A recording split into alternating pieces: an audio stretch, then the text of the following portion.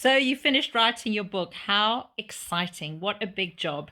You've got the document, you've added everything you think needs to be included, and now comes the next step, the editing. Now, ideally, you want a professional editor. They're experts and they absolutely deserve to charge for their expertise. But the reality is that not every writer has the money for an editor straight away. And if that's you, don't let it stop you. Find someone you trust who is good with language. Maybe they have an English degree, maybe they read a lot, or maybe they're just someone with a strong eye for clear writing.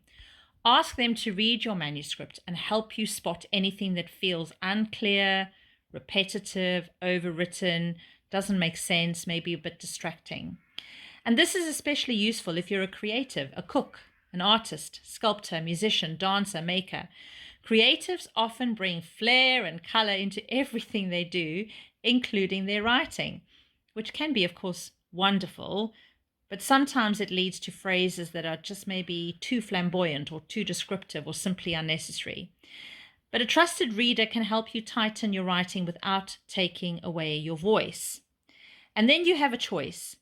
You can either invest in the professional editor before you publish, or you can publish your book and make your goal to sell enough copies to pay for a professional editor later. I do this often.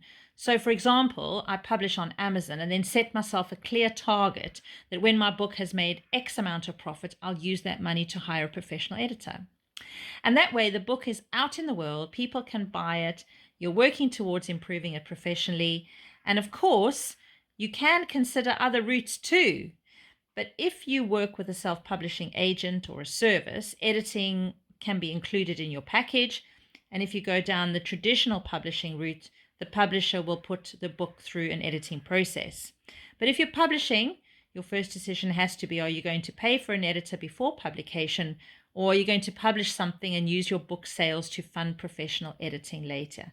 There isn't one right answer. It depends on your financial situation, your goals, how much you want to invest in your book.